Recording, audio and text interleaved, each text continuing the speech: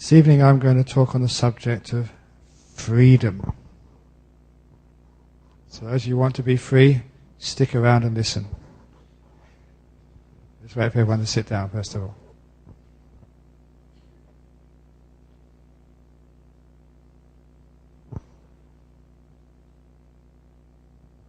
One thing which I will announce though is that I know we've been having trouble with our microphone and sometimes people can't hear what we're saying, so those in the back over there, if you can't hear clearly what's being said, just wave at me or sort of point to your ears or let me know, because sitting here in this seat I can't really know whether you're hearing the talk or not.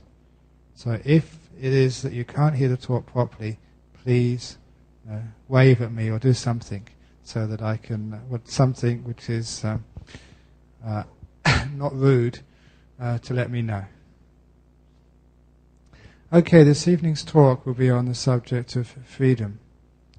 This is a subject or a concept which is very important in our Western world. Many people philosophize about freedom. It's something which our institutions try and quantify and protect for people, and it's something which is fundamental to the spiritual life and the inner happiness of people. However, it's something which many people just do not understand. And because they don't understand what freedom truly is, they will never find the path to freedom. When they don't know the path to freedom, they'll never achieve and experience freedom, nor will they know the bliss and the happiness which is generated by freedom. And so this is a very powerful idea and concept called freedom. I'm going to talk at length about it this evening.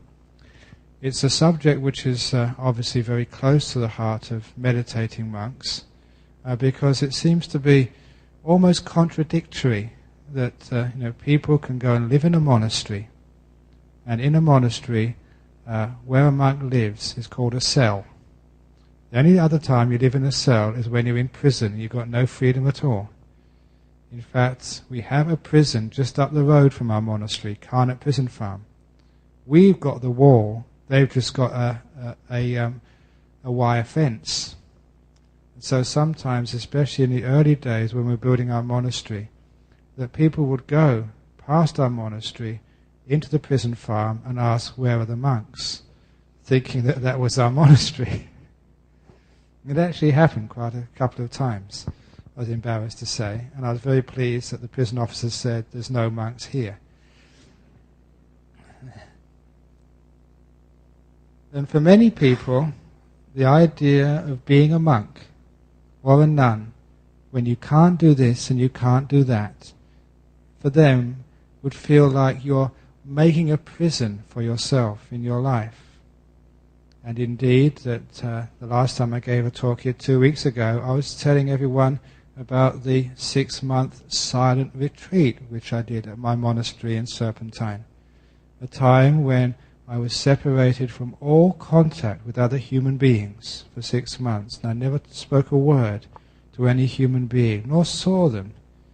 And I recall that in the history of Australia, they used to send the very worst criminals to the island of Tasmania, I think to Port Phillip Bay or something. And the very worst of the worst criminals, I think there was one fellow who was so bad that all the terrible floggings which they gave him never seemed to do any good. And so as a last resort, they sent him to an island off the coast, alone, thinking that separation from human company was even worse than such terrible beatings. And there are such things as Geneva Conventions and human rights conventions, and I would think that, as I said 2 weeks ago, if anyone put someone in solitary confinement for 6 months, you'll be breaking so many laws and conventions, you'll be in big trouble. However, please do not dob in the Buddhist Society of WA to the Human Rights Commission that they made me, they didn't make me, but that I spent such a long time by myself. I mention that to many people, just what I've been doing, because I like to see people's reactions. And they say, how can you do that? Surely that would be self-torture. Now, don't you get lonely? Don't you get bored? Don't you get frustrated? And the idea of being in silence for such a long time would be like a self-imposed prison. But the reality of the experience is no idea of being in a prison. There's no idea or sensation of being confined or being tortured or punished. But in that situation there's a huge feeling of freedom. It's just like being in a monastery, that I feel much freer than I ever felt in lay life.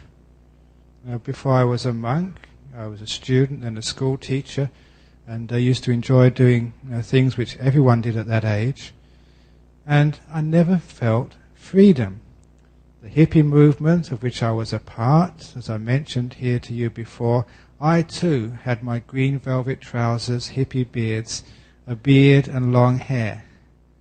It was when my mother told me to get my hair cut, and I did, and became a monk. She said, "That's not what I meant by getting your hair cut." But even though that was a movement where you were supposed to have freedom, you know what they used to, those of you old enough, you remember the catchphrase, "Let it all hang out." Remember that one? But what actually hung out was a lot of suffering and confusion. There's no freedom there at all. And in our day and age, that we try, our governments try to give freedom to the people in their countries and their lands. But do you really feel that in all the years that you've been alive in a country like Australia, or whatever other country you've been in, do you really feel that you've gained freedom? Or do you really feel that life is containing you, pressuring you, putting enormous burdens on your back, pushing and pulling you, as if there is some tyrant, some slave master who you haven't really seen yet, who's always giving you just so many things, so many tasks and chores which you have to do? That's what a slave master is, telling you, come here, go there, do this, clean that. There is a tyrant which stops us being free. And even though we live in a country where those tyrants are not our politicians, they are not sort of secret police, still there is still a tyrant in a country like Australia, in Perth, which stops us feeling free. There may have been times of your life when you felt freedom. Do you remember a time, maybe when you were very young, when you felt so free, as if there was nothing pressing you, nothing pulling you, nothing containing you? I remember such times as a young child, and they were times of deep feelings of contentment. It took a while to really understand why it was I felt free in such situations. And eventually the answer came to me from one of the favourite stories and tales which I like to tell of a Friday evening. I tell this tale because it's a real occurrence in the life of our monastery, and it's a story which the more I tell, the more I get information or understanding about what freedom really means. It was a time when one of our monks went to teach meditation in one of the jails. It was in the new jail of Casuarina. I was already too busy with doing other things, so I gave up all the jail teaching to one of our monks. And he used to go there regularly, I think once a week. And after about 6 or 7 weeks of teaching in this jail, the prisoners in his meditation group became so familiar with him and so friendly with him that one afternoon, after the teaching, there was a few minutes left, they started just to talk about what it's like living in a monastery. And it was then he told the lifestyle of a monk in my monastery down at Serpentine to the prisoners. He told them there was no television down there, no videos. There was no weekly movies. There was not even a radio. There was no music or CDs. The monks weren't allowed to sing, nor were they allowed to play guitars or pianos. Moreover, you had to usually sleep on the floor or a low bed. And it was only one meal a day. You didn't even get anything to eat in the afternoon. And if it was a cup of tea, sometimes you just had to take what you were given. And sometimes there was nothing else to have. And even the food which you had, sometimes you had to put it all in the same bowl. You couldn't have a plate for your sweets, and it got all mixed up. And when this monk started to tell the prisoners of what it was like in a monastery, the prisoners were so surprised, and then shocked, and then they felt sympathy for the monk so much they said, "That's terrible. Why don't you come in here and stay with us?"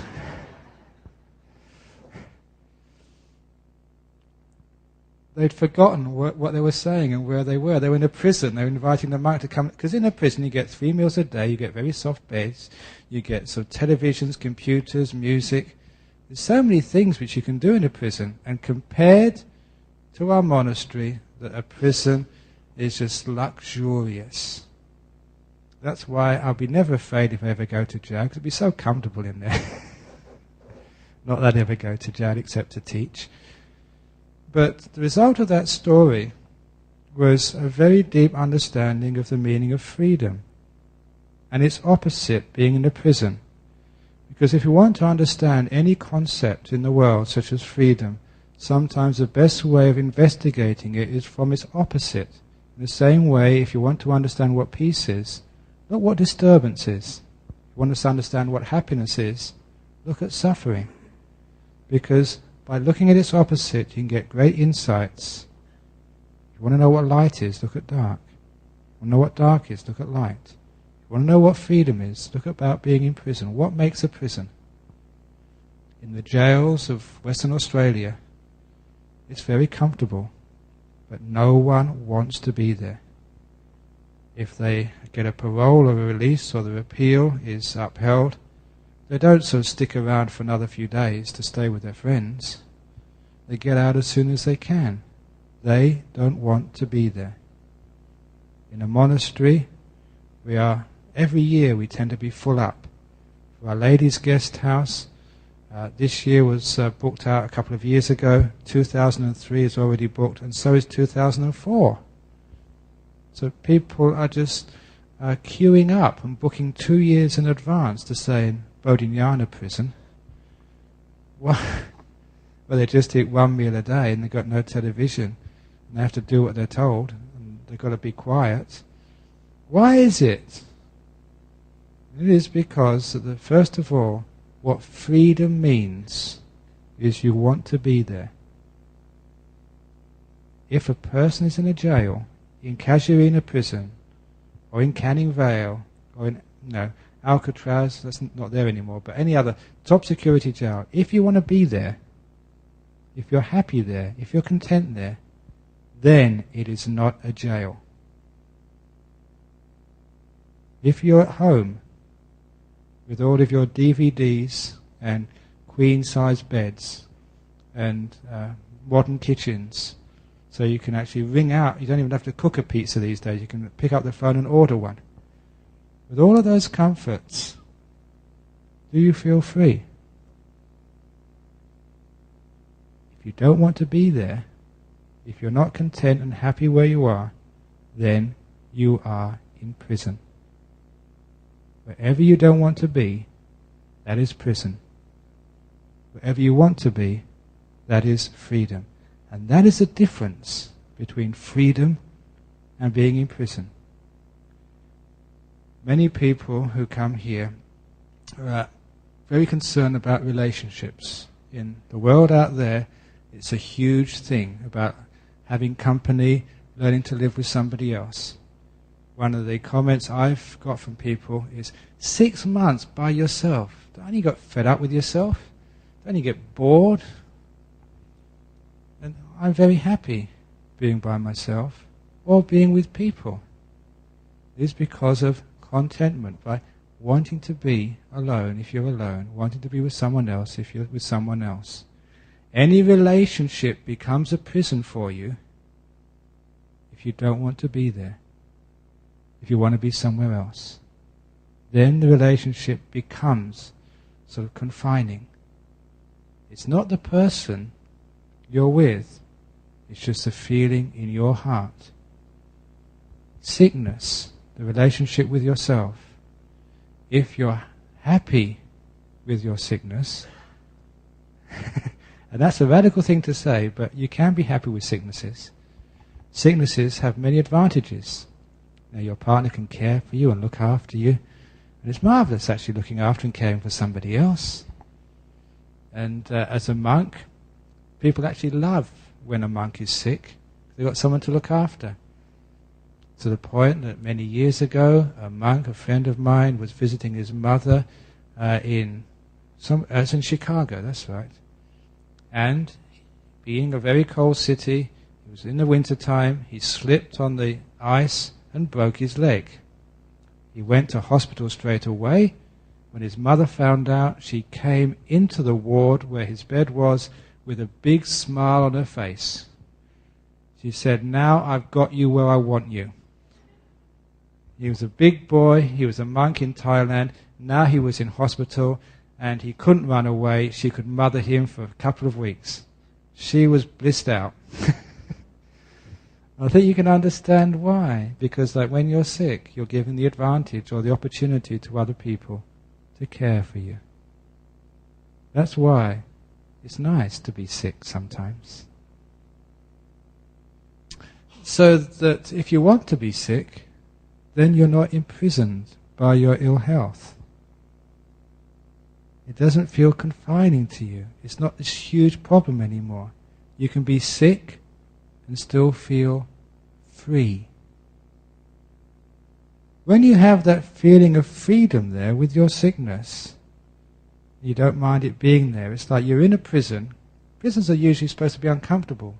But sometimes people get used to it and they get comfortable there, they get content, and then they find happiness there and peace there.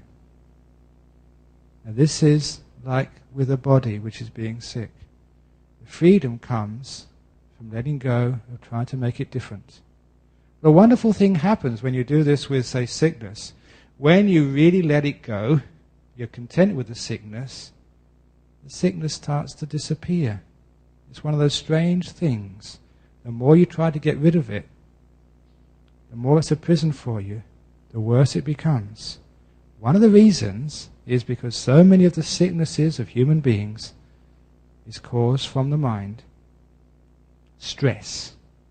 What that stress means, you know what stress means, you can feel it, can't you? I don't want this, I want it to be different. Controlling, I don't feel happy here, I want to change it, I want to change my partner, I want to change my body, I want to change Ajahn Brahm, I want to change the carpet, I want to change the heat, I want it cold, I want it hot. I want to change the government, I want to change the world, I want to change my financial situation, I want to be rich. Rich people want to be richer. The richer people want to be the most rich. Everyone wants to change something. Who's actually content? Who's happy where they are? Who's not in prison? The other story about freedom, which I'm going to bring up right now, well, again, one of my favourite stories, is a story of the wishing game. I told this the other day to some Thai people in the monastery. Again, it's a powerful story, and I recycle these stories again and again because I want you to remember them. Because each story, when you look at it, you can always get more and more insights from them. The story of the wishing game goes like this. There was a group of, I think, 5 children. They were playing the wishing game. It goes like this. If you had one wish, what would you want? And if I could grant you that wish, let's make it real. If I could grant you one wish, what would you ask for? In this game, the first child said, if I had a wish, I would wish for an ice cream. He was only a small child, and he liked ice creams, and it was a hot day. The second child, having heard that one wish, said, if I had a wish, I would wish for an ice cream factory. Because having an ice cream factory, if you owned an ice cream factory, you can have an ice cream whenever you wanted. Now, as soon as the second child said that, the first child thought, what an idiot I was. And how clever was that second child? Oh, if only I could have that wish over again. But in life, you can't have a wish over again. The third child did even better than the second child. The third child said, if I had a wish, I'd wish for $1 billion. Because with $1 billion, you can buy an ice cream factory. You can also buy a candy factory. You can also buy a fish and chip shop. You can buy so many things. And so you can have ice cream whenever you want, candy whenever you want. You can buy a pizza chain, have a pizza whenever you want. He said, and the second child thought, how stupid I was. If only I could have my choice again, I would wish for $1 billion. Now, I'd interrupt here. Those who haven't heard this story before, what would you wish for if you had one wish? If you had one wish, what would you wish for? The fourth child was smarter than wanting $1 billion. He said, if I had one wish, I would wish for 3 wishes. And with my first wish, I'd wish for an ice cream factory. With my second wish, I'll have $1 billion, thank you. And for my third wish, I'll ask for 3 wishes. So whatever I think about later on I can have that for my, keep on going. And the other 3 children thought that was perfection. How can you do better than that if you had one wish to ask for 3 wishes? Because you can keep on wishing, get whatever you want again and again and again and again. Now those of you who haven't heard what the 5th child said, because the 5th child beat all the other 4 children. They had one wish which was more profound, gave them more happiness than that 4th child, who had an infinite number of wishes. In our world, we always want to be that 4th child. We want to be billionaires. So whenever we have a wish, we can always get that wish. We want to be able to go wherever we want, to experience whatever we want, so that we have so much money, so much power, that whenever we have a wish, we can get it straight away. We always like to aspire to the 4th child. That is the world. The 5th child said, if I had one wish, I wish that I didn't ever need any more wishes. I wish for the end of wishing. Because when you have the wish for no more wishes, that's called contentment. That's much better than always wanting a wish. Whenever you want a wish, it means you're not happy where you are. You're not content. You're not free. You're not happy where you are. You are still in a prison. When you have no wishes, you're happy where you are, you're content. That is what we call freedom. That last child was the Buddha. No more wishes. Imagine what it would be like to have no wishes. Absolutely content. What that really means is the real meaning of freedom. Freedom from desire, not freedom of desire. When you have desire, wanting, that is why we never feel free. Look at it in your daily life. You want to get to work on time. You don't feel free. Now you want to get on in the world and become wealthy. That means that from Monday to Friday and probably during the week, you're not free. You want to have health in the body, and you're not healthy. Therefore you don't feel free. You feel there's a tyrant there. Even you've got pain in your legs. You don't want pain in your legs. That's why you're always being pushed and pulled. You never feel free. You're not content with your partner, so you never feel free. You always have to try and find another one. Or even with your mind. You're not content with your meditation. You want it to be different. You want your mind to stop thinking. You don't want it to be this way. You don't want it to be that way. You're always trying to control the world. That is why you don't feel free. You don't have to change the world to be free. You don't even have to change yourself to be free. All you need to do is to let go of all changing and all wishing. Then you feel freedom. Which is why it was a strange experience when I first became a monk. Being a monk, I had all these rules I had to keep. They say that there's 227 rules for a monk, but that's only the start of it. And you get more as you go along, as you read deeper and deeper into the teachings of the Buddha, and especially the rules for monks. And sometimes you think, all these rules, in our day and age when we talk about freedom and just not being hung up on things and liberating your mind, how can you feel free with all those rules? Aren't you always worried about doing something wrong?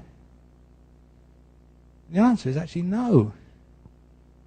The more rules you keep, the freer you feel. Strange, but that's the truth of it. If you have no rules in your life, no self-discipline, anything goes, try it for one day. You feel just so uncomfortable, so lack of freedom. One of the lovely things when people come to visit the monastery and stay for a time, they've got all these rules they have to keep, and they keep them because they feel just so free. They feel so much space. The reason is because they're free from so many problems. It's why that we call just basic morality freeing yourself from so many difficulties. One of the other stories about precepts is a story of the fish in the aquarium. It's another powerful story which shows you why it's good to keep moral precepts in our life. The story goes like this. There were two monks. Actually, one of those monks visited here very recently. There were two monks visiting a house where they were waiting for their morning meal, sitting in the lounge room. They saw a fish tank. And one of the monks said straight away, "That is not compassionate. That is not Buddhist to put fish in a tank." Do many of you have fish in an aquarium in your house? What have the fish done to be put in a prison like that? It's like a prison. They can't swim here, they can't swim there, can they? And so you've got these fish confined in a little tank in your house for your pleasure. So surely that's, should liberate them. Go and take them out to a river or a lake. That's what one monk thought. That was un-Buddhist. That was cruel to put fish in an aquarium, in a house. The other monk was much wiser, said, "No, you're wrong. You don't understand. Because fish in a tank have a lot of freedom.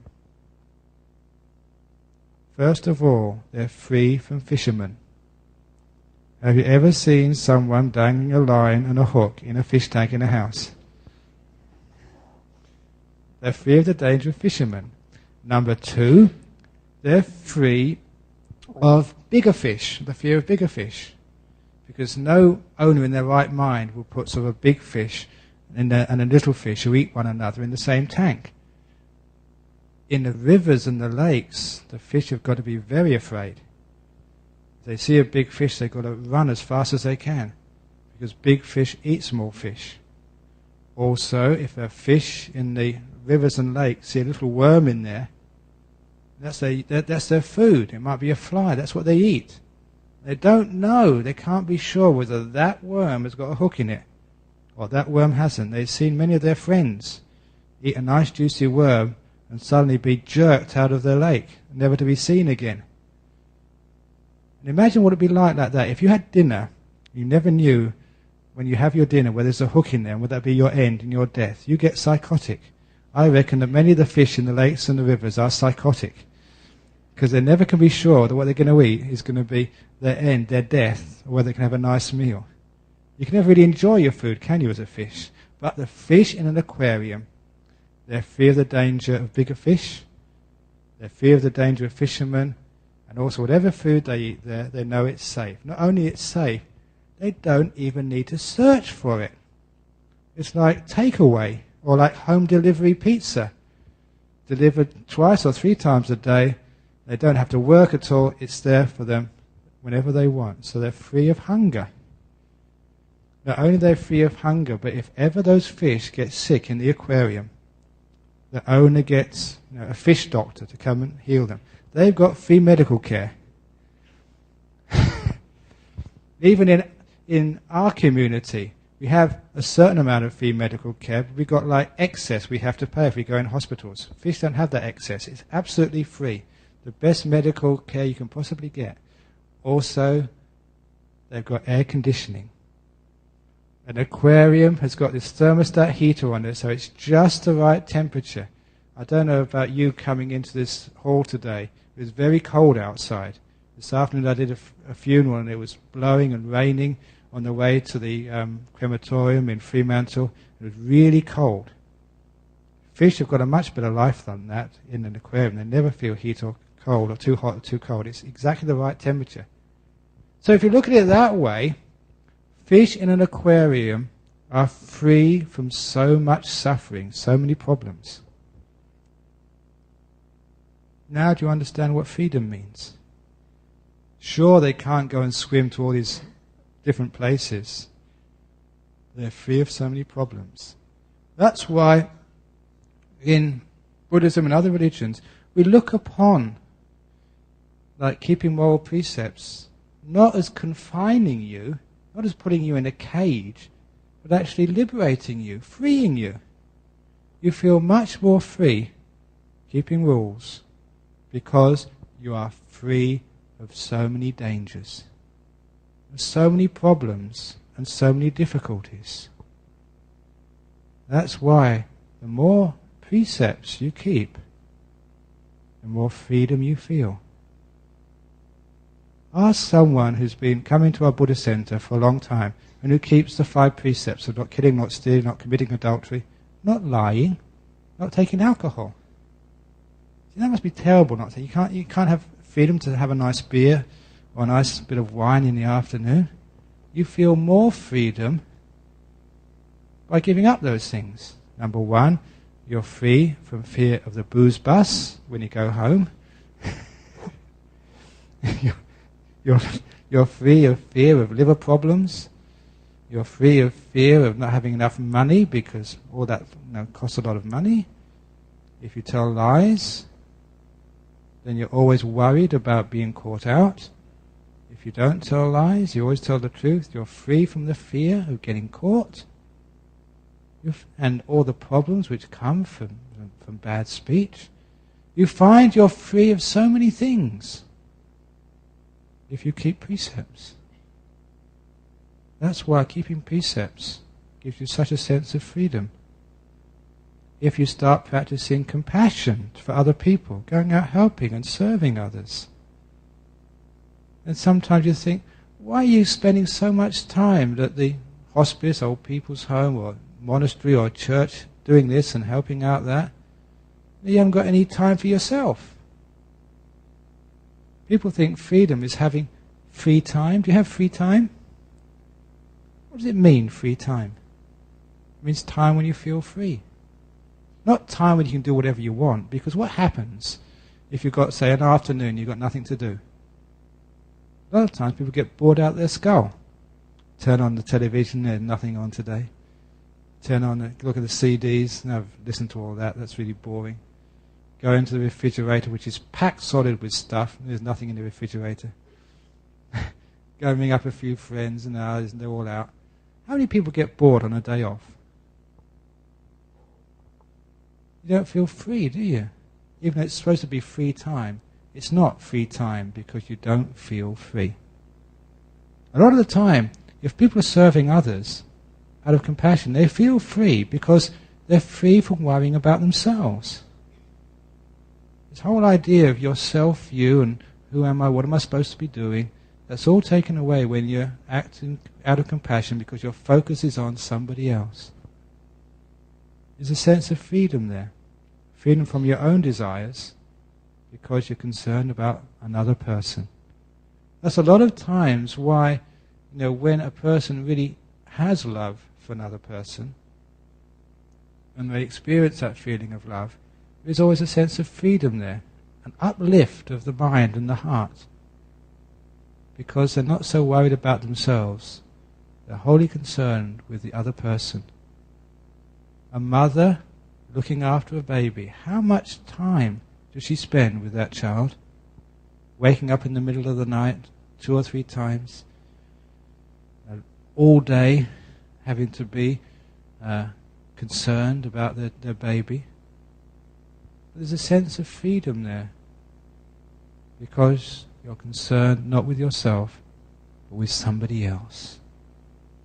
One of the reasons why in our day and age people get psychotic, again, is because they're too involved with themselves. They don't know how to be at peace with themselves or feel that freedom. And they get worried about guilt and fear and anxiety and loss and grief. These are all internal things. They don't know how to deal with themselves. One way to overcome depression is actually to go and do some work for somebody else. To fight depression with compassion. Because when you develop compassion, you're sending that obsession with you're ending the obsession with yourself, and you're giving out to somebody else. I have found, just as a general rule of thumb, that those people who serve, who are compassionate in the world, tend not to be depressives. You go out to other people. When you give to other people, you get so much back in return. What you get back in return is energy, is happiness, and that completely stops depression. Become free of those things. It seems to be the more you serve, the more you give, the freer you feel. Not if you have all the time by yourself, but if you give to others. And as you take freedom even further, you start to, when the times when you aren't serving others, when you're by yourself, when you're with yourself, that's when you have to face some of these guilt, anger, fears, whatever else is in the mind. And when we're by ourselves, sometimes we feel no freedom at all, because these qualities of the mind, again, concern us so much, they become such a huge problem, we never feel free from them, because we don't know how to deal with them. We try again to get rid of our anger. We try to overcome our fear. We try and do something about these problems. And the more we try and control and do, the worse it becomes. One of the great ways of overcoming fear, anger, restlessness, is just to leave it alone. To be content. To be afraid. To be content. To be restless. To be content. To be bored. If you can actually do that, you are actually undermining the very cause of those negative qualities. When you have contentment there, the whole edifice of restlessness, fear, completely disappears. That's why sometimes some teachers would say, well, what's wrong with being afraid? What's wrong with it? Just be afraid. Enjoy it. Have fun. What's wrong with being, say, depressed? When we think it's wrong, we get depressed about being depressed. And then we get depressed about being depressed about being depressed, and depressed about being depressed about being depressed about being depressed. And I'm just so depressed about being depressed about being depressed about being depressed. We just dig ourselves into this huge hole of negativity. So instead of doing that, I'm going to enjoy being depressed. Now, of course, as soon as you start to be content enjoying being depressed, depression is gone. The same as the way I overcame boredom. Because being in a monastery, there's nothing, actually something did go on last Thursday. It's just I'm going on a complete tangent. Because last Thursday afternoon we had the tactical response group and police helicopters swarming all over our monastery. I'm not sure if you saw the news last night or the paper this morning, but there was the most wanted criminal in Western Australia. It wasn't me, but it was someone who was actually hiding out in the land next to our monastery, just a few hundred meters from our boundary. And the policeman came to see me on Wednesday, one of the detectives, and actually let me know what was going to happen. And actually were asking me questions. So actually for the last, from Wednesday till Thursday, I was helping police with their inquiries.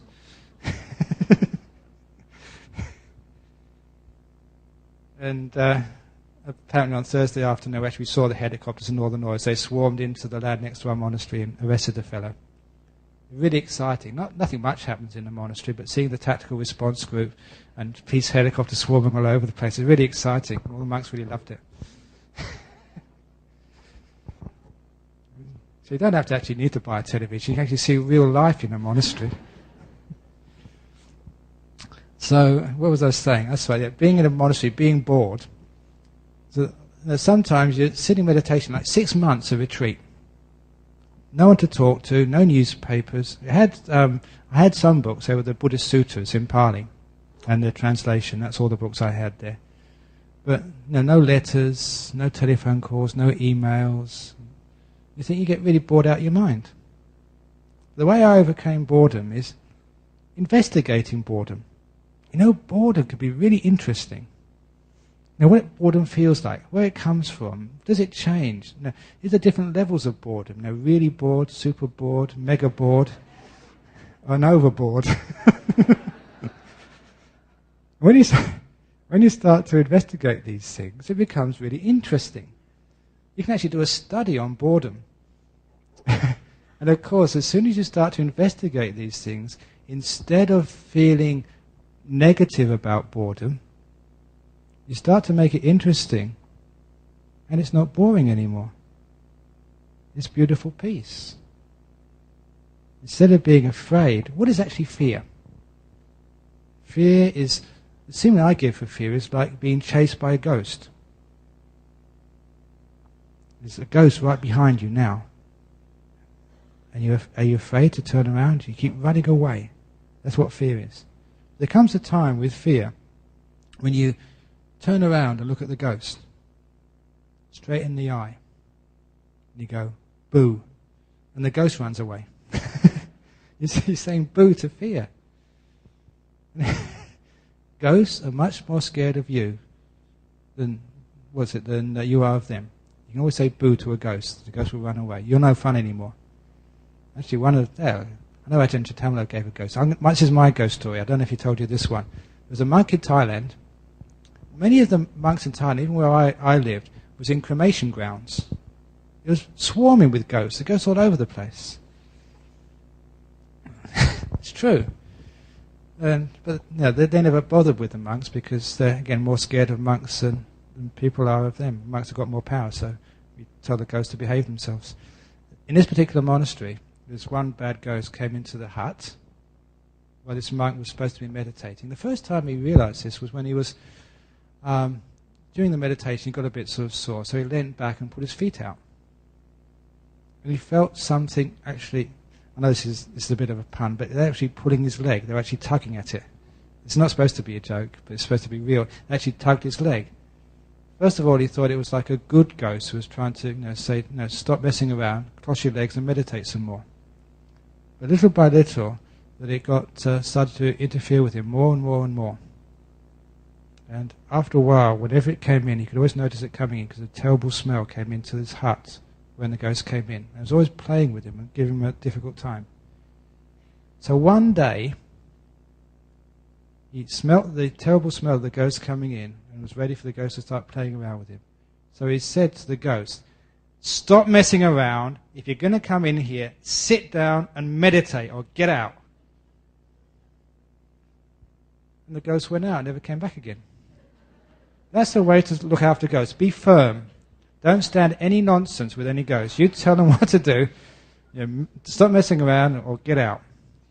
And they do, because when you don't get afraid, there's no fun playing with you. They go up to the next monk in the next hut to sort of mess around with him.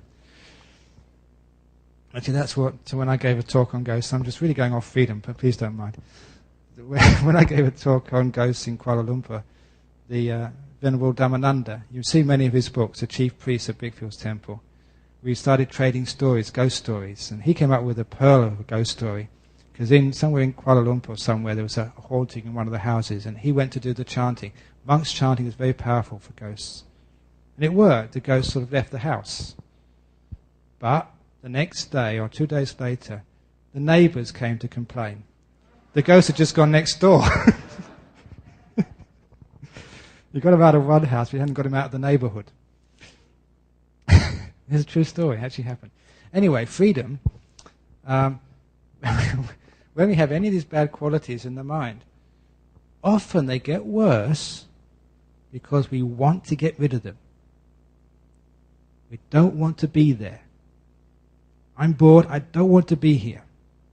I'm depressed, I don't want to be here. I'm sick, I don't want to be here. That's a definition of prison. If you want to be free, you don't need to get rid of the fear. You don't need to get rid of the depression or the restlessness. You need to get rid of the reaction, the way you look at it. Be content to be afraid. Be content to be restless. Be content. Allow it to be. What you're doing then is you're turning around at that ghost and saying, boo. And the ghost runs away and never comes back. It's a way of overcoming problems by being free from them. And that sense of freedom runs all the way, not just from those ordinary problems of life, into the deeper problems which separate you from deep meditation and enlightenment itself. The meditations, the deep meditations in Buddhism, are called states of freedom. For those of you who have some knowledge of this whole tradition, you may have come across the word vimutti. It's a Hindu word as well as a Buddhist word. It means freedom. One of the words to describe enlightenment is states of freedom. Absolute, ultimate freedom. And this is, as we go along our path of life, of wisdom, of developing ourselves, we're always going to enlightenment or freedom. The idea even of Christianity, of a heaven world, will be a state of freedom. However you envisage that. Sometimes we envisage freedom in such a weird way, it's not free at all.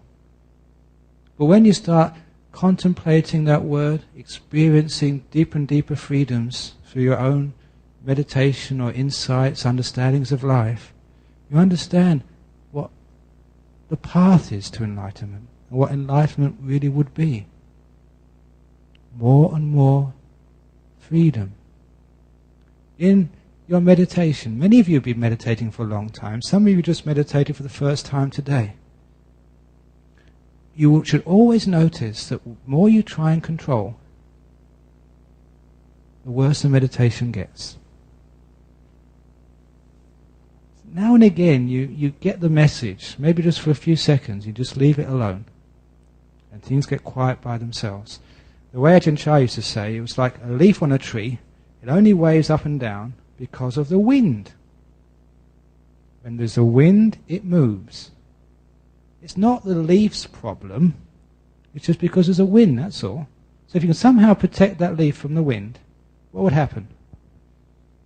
The leaf would move less and less and less until it gets absolutely still. That wind is called desire, craving, wanting it to be something different. Wanting, that's the wind.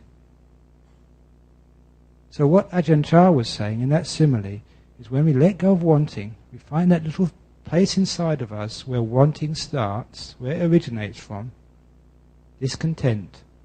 That's where wanting starts. We find that little place, we stop the discontent, we turn it into contentment so there's no wanting, we're stopping the wind.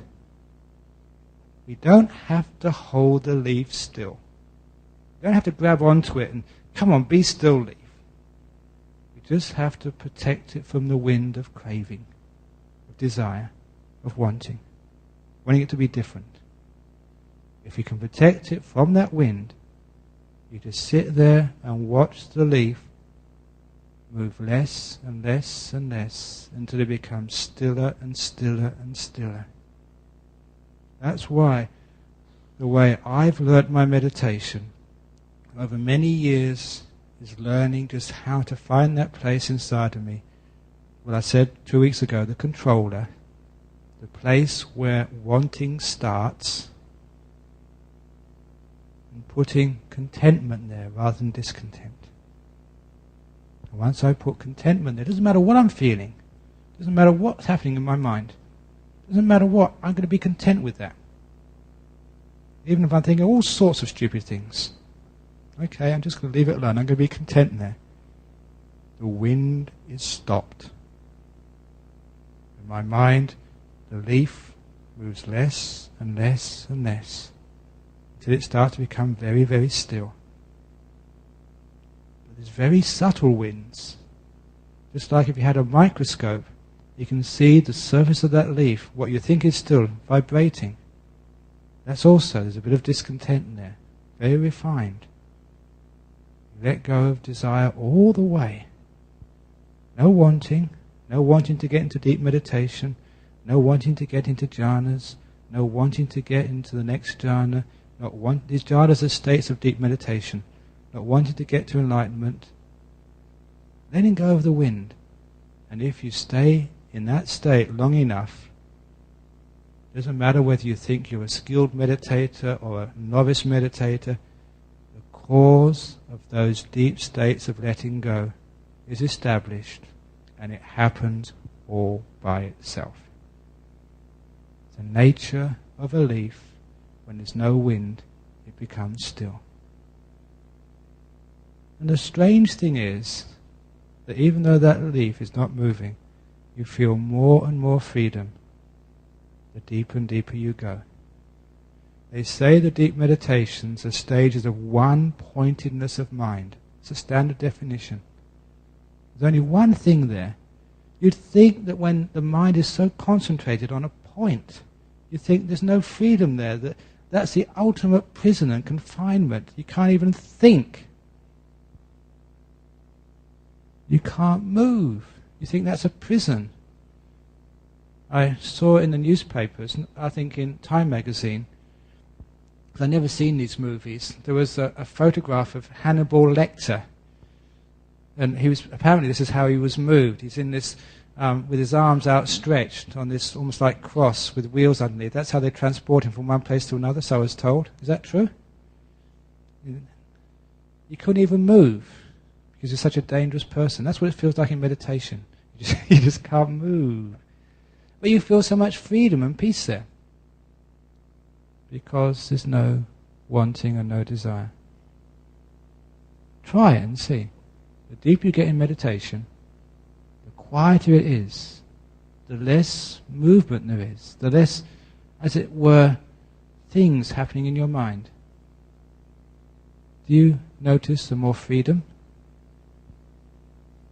And as you go deeper and deeper into letting go, you find more and more sense of freedom. You understand the path to freedom. It's freedom from desires, not the freedom of desires, which is one of the major reasons our Western culture is getting, again, I use a word again, psychotic. No one is really happy. No one really knows what they're supposed to be doing in life. They get by, usually by following what everyone else is doing. It's like when I had my first glass of beer. It tasted awful, but everyone else said it was enjoyable. So I actually had to change the way I looked at it and lie to myself until I started believing those lies and say beer was enjoyable. Have you ever tasted English beer? It's bitter. It's just really rotten to drink the first time. Or even whiskey. I tasted whiskey once. It was disgusting stuff. But everyone said it was delicious. So you've got to do it, haven't you? But this is it. But I was a rebel. I said, I'm not going to follow what other people do. So I got my green velvet trousers and hippie beads out. Until I went to one of these big rock concerts, I think the Isle of Wight. Actually, the Lovins. I don't know if those of you know the Lovins at Woburn Abbey. That's sort of one of the first ones I went to. And I got a great shock there because I found out there was 3,000 or 10,000 other people also with green velvet trousers and hippie beads. It's just another uniform. I wasn't being rebellious at all. I was just following other people, following a crowd. One of the great things about the path of spirituality, especially Buddhism, is to be a rebel. Think for yourself. When I say think for yourself, don't follow what I say. You know that story, was it The Life of Brian? They asked Brian, that movie, Life of Brian, they asked Brian, so what, give some advice, and that everyone is different. And so everyone said in unison, we are all different. It's so hard to go against the stream of conformity, especially in the mind.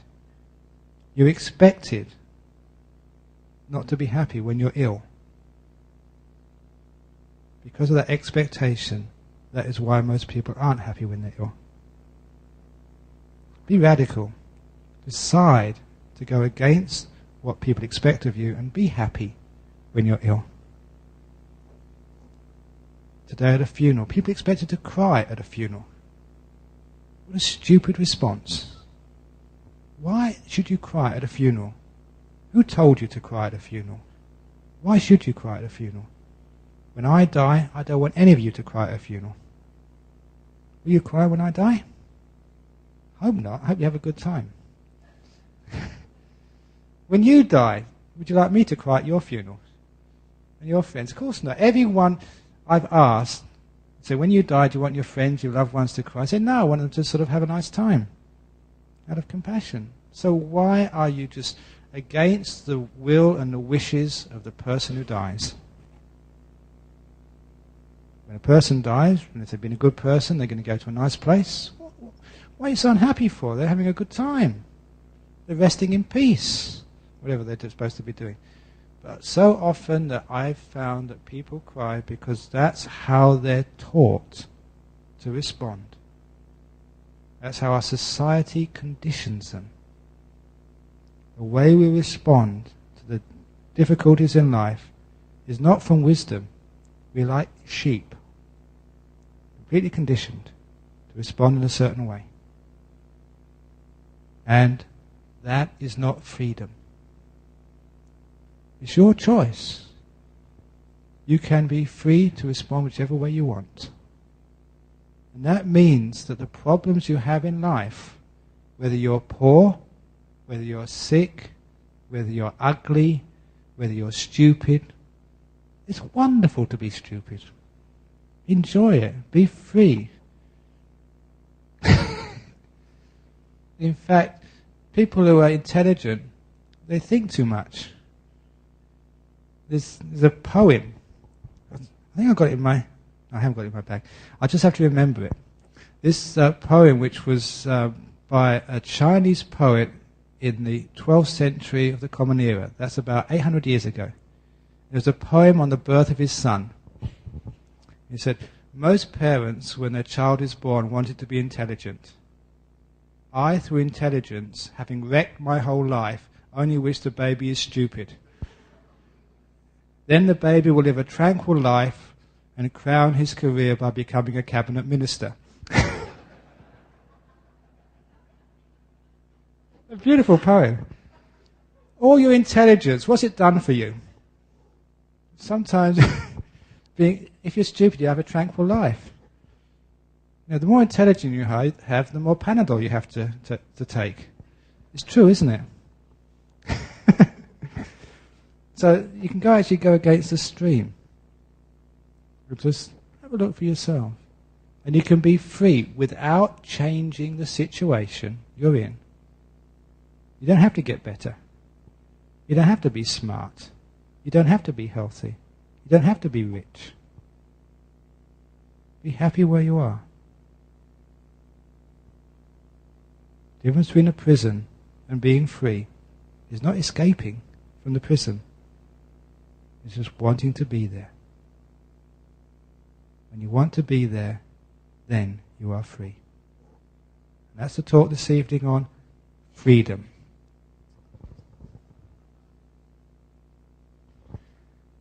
Okay, is there any questions this evening on the talk of freedom? No. Oh yeah, okay. Yes?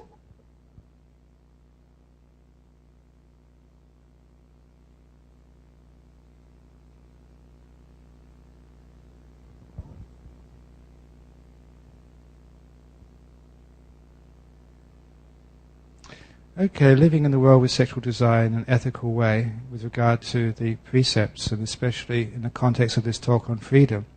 Even sexual desire is limiting your freedom.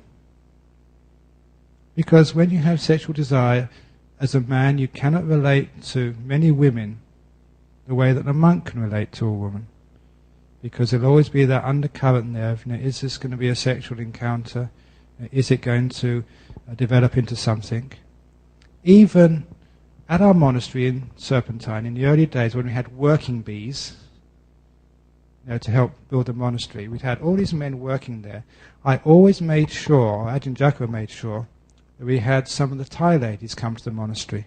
Because the Thai ladies would always dress up when they came to the monastery, with makeup and with nice dresses, and we'd always make sure they stood close by to where the men were working. That way they'd always work harder. It's true. It worked every time. So even just, there was no sort of overt sexual relations there, but it's just the nature of that relationship between a man and a woman. The man would always be trying to impress. And so, knowing psychology, we exploited that to get our monastery built. But that desire, even in that level, doesn't free. It's a constraint on you. You have to look good as a young man. You have to sort of, speak well. You have to be confident. There's so many constraints on you as a young man trying to find a partner or sort of a girlfriend in the world. And it's the same with a woman. You all know what it's like trying to find a partner. There's so many things you have to meet, so many criteria. You've got to be pretty, you've got to be charming, you've got to be this, you've got to be that. And how much time do you have to spend in front of the mirror with all those paints and stuff? I feel so much sympathy. Imagine being a nun. None of that at all. No more lipstick, no more hairdressers. Wouldn't that be freedom? It doesn't matter what your hair looks like. If it's like windy light today, no worries at all. You haven't got any hair, it can't blow around, it can't be... You don't have to worry about whether you're pretty or you're ugly as a nun. You're free of all that. But when it comes to sexual misconduct, that's another level.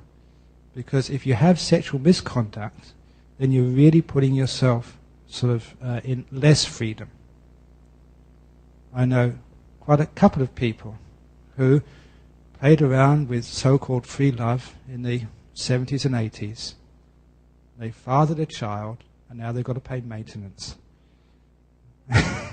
My goodness, they're not free at all. They've got to pay that for such a long time. They can't go on holidays, they can't get a nice house. Wow, that's no freedom at all, is it? That's a karmic result. That's one aspect of a karmic result of going outside of precepts. If you keep precepts, just like the fish in a tank, you're free from so many problems and dangers. That's why the only reason why you say those things, it's dangerous. It's dangerous to have sexual relationships with another man's wife who's got, another partner. In the same way that, if you had a partner and she played around with somebody else, that would really give you so much trouble and suffering. So we don't want to create suffering in the world. So if you're going to have a sexual relationship or in a relationship with somebody, make sure it's free of those dangers, the worst dangers. And then you'll find that you'll have much more sense of freedom. Now just find one partner in the world. And don't complicate the world so much. Because if you complicate your life, then you come to me and you start bothering me for hours on end, talking about the problems with this lady and her husband and the lawyers and the divorces and goodness knows what else. It gets so complex. So this is actually the problem. You'll always find that with the precepts or any moral code, they're not just there for some pious wowser monk sort of devise them all just to stop people being happy. But you find that they're to try and help you become even happier. You know the idea of a wowser, sort of in Australia, like a Fred Nunn. If you have fun, it must be bad for you. But it's not true. Sort of, if it's fun, it's actually good for you. Real fun. Keeping precepts is fun. Becoming a monk is absolute fun. Being a nun is just is better than taking ecstasy. It is ecstasy from inside the mind. So all of these things are actually more and more happiness, and that's why that I like to smile a lot here, because to as I say, walk the talk, so that hopefully you've seen me long enough, you've seen the other monks. So we don't just say these things as a theory. We try and live these things. This is my experience of my whole life. I didn't start life keeping precepts. I did all sorts of stupid things. But little by little, I gave up alcohol, I gave up lying, and then I gave up sex and became a celibate monk. I felt so much happiness, more freedom. We talk about weird sex. Celibacy is the weirdest in our culture. It's really weird. And a lot of times people challenge you, say it can't be real. But you can come to our monastery, you can stay in our monastery, you can see how we relate to each other. And there's no sexuality there at all. And it's so much freedom there. That whole thing which consumes so much of your money which you earn, consumes so much time, so much thought, so much angst, so much worry and suffering in the mind. You're free of all of that. Wow, just so much time and so much freedom. And it's marvelous, because as a monk or as a nun can speak to a man at a completely different level. And a monk can speak to a woman on a completely different level, because there's nothing sexual there. It can be as a friend. So there, male and female can meet on a very beautiful level. Because it's taking out this thing which complicates the relationship. So the more you actually practice this way, you'll find you feel more happy, more freedom. That's really radical. It's not free sex, it's free from sex. Great, really blissful. I'm not sure if that answers your question, does it? Sort of? Yeah, okay, because I go off on tangents. One more question, because we're going over time. I have to be one, because Lawrence got one in the back before. He got his hand up before you did, sorry.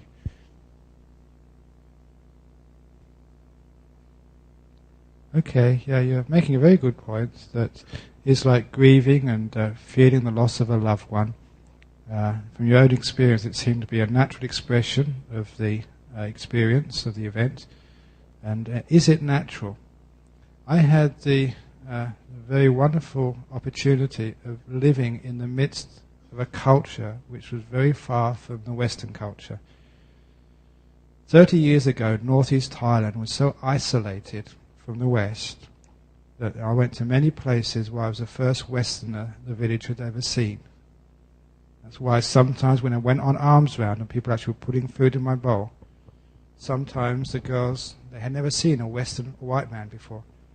They couldn't help but looking up, and they dropped the rice outside of my bowl. That's how sort of worried they were. But being in that culture, and I mentioned this to one of the monks today, I was in a monastery which was a cremation ground most of that time. And there was all the villages around would have their people cremated in that monastery. We do the services there. In those 9 years, 8.5 years, which I spent in that monastery, it was only once do I remember seeing anybody cry, and that was only just one tear. I saw a different culture where people did not cry.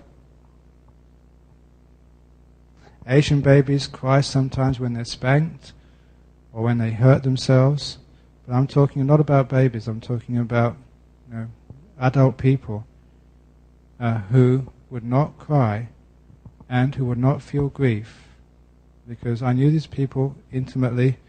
They would talk to me and share their problems with me, as they do, because you were their monk. Absolutely. But what it was saying was, it wasn't natural in the sense that everyone has to have that response.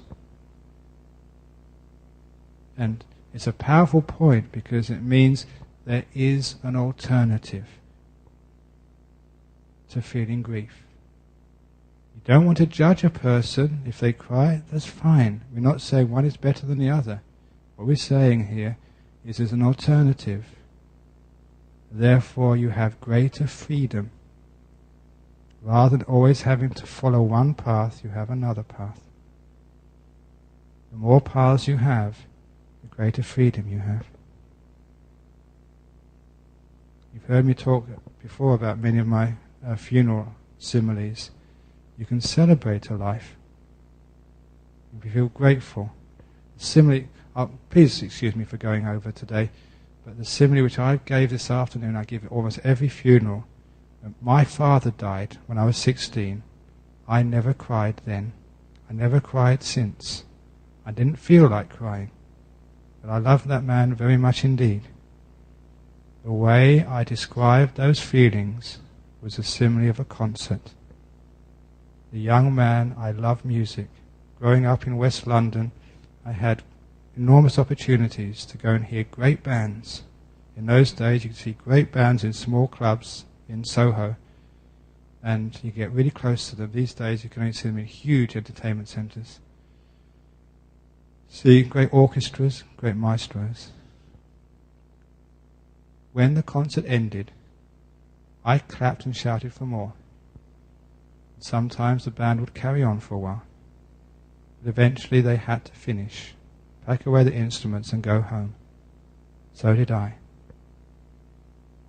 For some reason, I always remember going out of those small clubs or concert halls, and it was always cold, dark, and drizzling with rain. It was gloomy.